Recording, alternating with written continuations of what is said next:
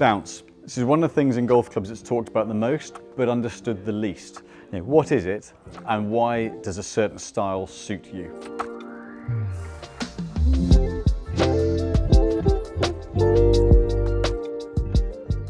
So bounce is something that we all know is important, but actually very few understand why it's important, or not necessarily why it's important, but why a certain style will suit a certain type of player, certain type of turf and sand conditions. You know, what's the right one for you, but most importantly, why? So we're going to go a little bit into this now, looking at we've got two different types of bounce. So we've got a low bounce and a high bounce, and explain why each shape suits particular delivery styles, particular course styles, and just to help you have a little bit of a steer as to what may well work for you.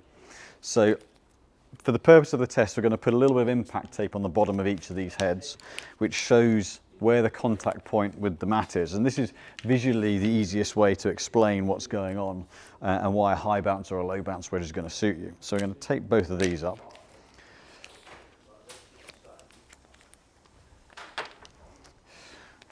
So as a starting point, one of the things that we'd often, in fittings we'll always talk to a player about is where do they play their golf? Are you playing someone that's soft and lush, a parkland that's heavily watered or gets wet, or clay turf, wet in winter, or a links course which is hard and fast and firm? The turf sits a little bit tighter, the grass is a little bit finer, and there's a harder ground underneath. Equally speaking, do you play soft bunkers, firm bunkers? Now, one of the complications in the UK is that we have, in summer we get rock hard turf and soft bunkers, and then in winter we get soft claggy turf and rock hard bunkers. So actually there's a balance that needs to be had from a set makeup point of view, which can give a bit of coverage both ways. But ultimately, in the main, there's a course I know well in Cambridge, Gog, it's on chalk. It's a firmer, faster turf, firmer, faster course, a much firmer turf type. Particularly this time of year, now it's drying out, it gets really hard and fast. And then you get a London course in winter time, it's wet and heavy. And so they suit totally different styles of bounce dependent on the player. So we're going to go into the player style initially. We're going to look at why, what can you expect to see from a club that's got the right amount of bounce, or too little or too much. So I'm going to start with the low bounce wedge. Now, as a principle, from a player's point of view, the steeper you are, the more down on top of the ball you are. Generally speaking, the more bounce you need. And this is because the leading edge, if you get steeper on it, that leading edge is hitting the turf first. So by having a higher bounce wedge, essentially you're cushioning that strike somewhat.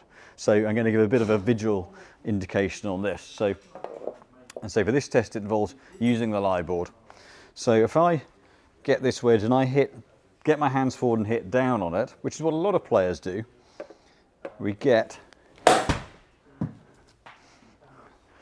a mark on the front of this wedge. So you can see that mark, strike mark, is right on that front part. In other words, dangerous. So the reason that's dangerous is because that front edge of the club is getting into the turf first. So essentially, the moment there's any softness, the leading edge goes straight into it, and it's a chunk. If I make the same move with a higher bounce wedge, and by higher bounce, what we're really looking at is how much progression in the sole there is. Bounce is a mixture of the width, but the angle. So the higher the number, the steeper that angle. And I'll show you another image of that shortly. But if I make the same move, get steeper on it, get my hands forward and hit down, one, it's actually quite a different sound. It's a heavier contact sound. But as you can see on this, there's much, much more contact. So if I get the other wedge here, we'll see on the low bounce wedge, it's a very narrow, thin mark towards the front edge. On the high bounce wedge, you've got a nice wide contact point through the sole, and it's through the center of that flat section. So ultimately, with a higher bounce wedge and a steeper action, there's more of the sole that's cushioning the strike, giving you more club head and turf interaction, meaning it's less likely to get that leading edge into the ground, and it can scoot it forward and regulate the divot depth. If we go the other way around, if you're someone who's a little shallower into the ball, let's pull those balls back here. So by shallower, I mean coming in a little bit more of an under release rather than someone who's on top and delivering handle forward, which is that last swing we've just shown you. So you can still have a downward angle of attack, the ball's trying to get away, a downward angle of attack, but if you then deliver the club head under, so essentially putting that head that way through the ball, that back edge comes in a little bit sooner into impact. So a little bit of a higher flight, but what we can see here now is that that strike point has gone right onto the back edge. Now there's a ridge in the sole there, so that's caught on the high point of the sole. And what that means is as that club head comes in, that leading edge is up off the ground. So if you're playing too much bounce, it literally causes the club head to bounce, hence the name. And what that means is you're likely to catch it kind of a bit of a sort of bouncing club head into the back of the ball, and then there's the fin that goes miles and has no stop on it and creates all sorts of trouble. Some would say more damaging than the fact that goes 5 yards, because that fin's going to go a heck of a lot further. But if we go back to that low bounce wedge and I play that same delivery, that same underneath delivery, sort of shallower. So that one flighted a little bit higher, as you can see by coming back off the screen there. What we have here is there's that shallow one near the front edge. That one now has the wide mark in the centre, like the steeper delivery did with the high bounce.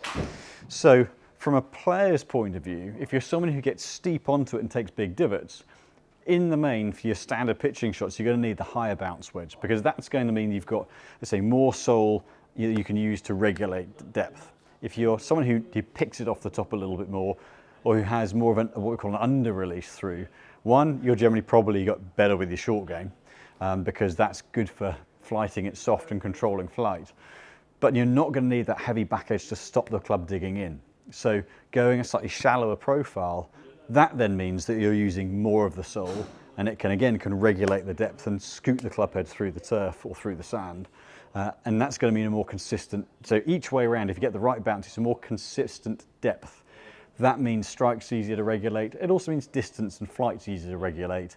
And it means more ball to face contact, more spin ultimately, because if that club head is coming in and scooting through, you're going to get more ball to face contact. If it's bouncing and kicking, you're getting it down off the lower edge and it comes out flat with no spin. So if you get the right amount of bounce, you're not affecting how that club head moves through the turf. It's taking the contact, gliding it forwards, squarer club face, more consistency of depth, more consistency of flight, and better spin. The other element to bounce, I'm going to get this other wedge again here, is how the sole is shaped. So if I take this bit of tape off, what we can see on this head is that back edge is graduated. So there's a C shape to it. And this is with Vokey is the D grind. The M grind has a similar shape to it. The T grind with Ping, TaylorMade, the low bounce grind. Every wedge, every brand out there will have a grind very similar to this. So the reason for that sole shape is that when some players chip, they chip toe down.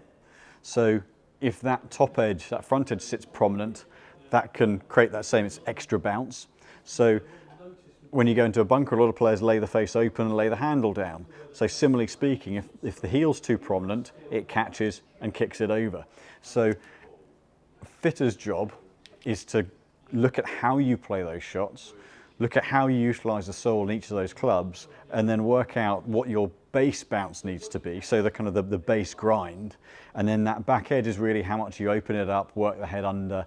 Your release pattern, if I want a better phrase, if you're someone who releases underneath or you're someone who just hits down onto it, they require two different amounts of shaping to allow that club head to move again through the turf and exit consistently. So there are a number of things that go into it. The course you're playing, the turf type, the sand type, your delivery pattern, and then the other bit is how many wedges do you carry? So if you carry, let's say for example, pitch wedge and then a gap, sand and lob wedge, that extra wedge means, particularly here in the UK, that need to have, you can go more bounce in the middle wedge and less bounce in the higher loft, which gives you options for firm sand, firm turf, soft sand. You can utilize the bounce to give yourself very little and really tighten that sole shape up by, I'll give a demonstration, by using the higher loft and squaring it up, because that then sits really very, very tight. Or you can then use the middle wedge with the higher bounce, open it up and give yourself tons of bounce. So that does offer some versatility. However, not everybody likes playing that many wedges. And the other option is to play one less, but you've got to make the higher loft more versatile. It's got to be more of that rounded shape to allow you to manipulate the sole, allow you to manipulate the shots to get as much coverage into the shot type as possible. But the base bounce, whether you're more or less, that's really dictated primarily by your delivery type. So if you're someone who takes big divots, like I do, or if you're someone who picks it off, higher or lower bounce as a start point, that's certainly the first key thing to know. And then the amount of wedges you have and the type of course you play, that also then dictates what options you have. But ultimately your best bet, find a fitter who's got a variety of wedges to test out, look at those strike points. Granted, most people would like to play off turf, however, the argument is whatever you're testing on, you're only testing on that piece of turf or that piece of sand. And in golf we come across so many varietals of ground conditions, sand conditions, lies, shot types, that you've got to use that test as a base point and then make them versatile from there. The beauty of this is you can actually see the part of the wedge that you're making contact with the turf or with the board, so that you can see whether you're front edge, back edge, and make adjustments from there. Off turf, what you do get is a feel for the strike, but less of a visual aid. Both are just as applicable, and I think this is something that, having spoken to the guys at Vokey, we had a conversation about indoor versus outdoor fittings, and ultimately, as long as the person you're getting fitted with knows how to make the bounces work for you, that's then going to give you the best chance of clean contact, consistent flight, consistent distance, and to enjoy your wedge game a hell of a lot more.